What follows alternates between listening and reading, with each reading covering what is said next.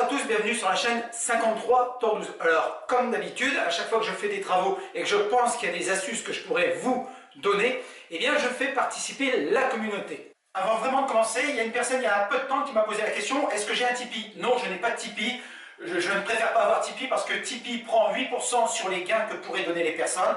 Je l'ai dit au début de mes vidéos, si les gens veulent participer à ma chaîne, vous avez en haut de celle-ci, vous pouvez faire un don PayPal, c'est plus facile et comme ça les autres ne peuvent pas se nourrir des dons de tout à chacun. Ceci est dit, on passe aux explications.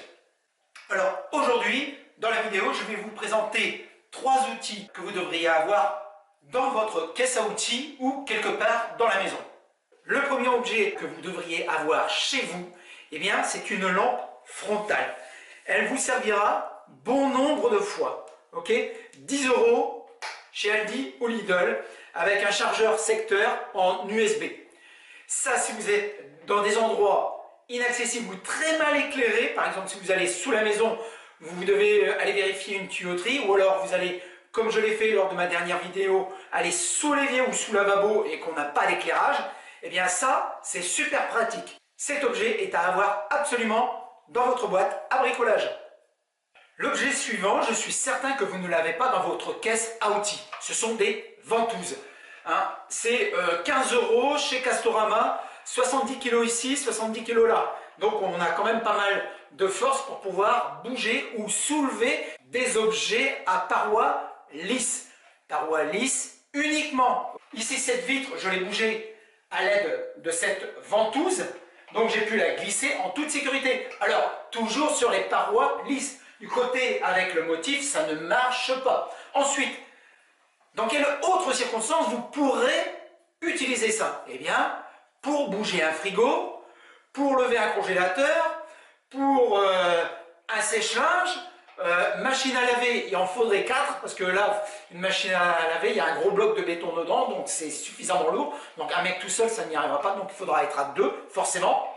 Donc ça, je suis certain que vous ne regretterez pas d'avoir cet objet, car super pratique au quotidien.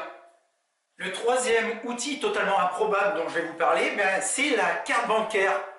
Okay, donc une vieille de préférence, parce que j'en vois déjà qui vont se moquer, ou la carte fidélité qui traîne dans ton portefeuille depuis des années et qui reste là, tu ne la jettes pas pour la conserver parce que tu te dis à chaque fois, on ne sait jamais, ça pourra servir, eh bien ça sera le moment de la prendre.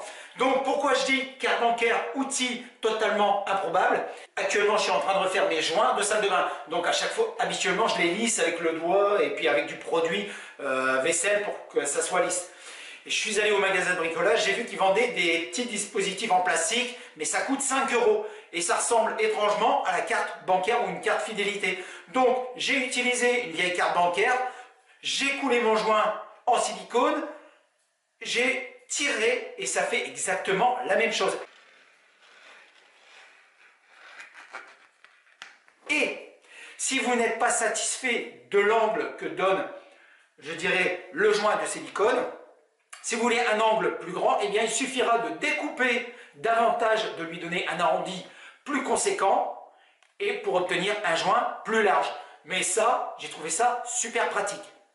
Voilà les amis, cette vidéo est terminée. J'espère avoir été suffisamment clair et précis, pas trop long pour ne pas vous ennuyer. Abonnez-vous, likez, partagez et je vous dis à plus sur la chaîne 53 Tordouze.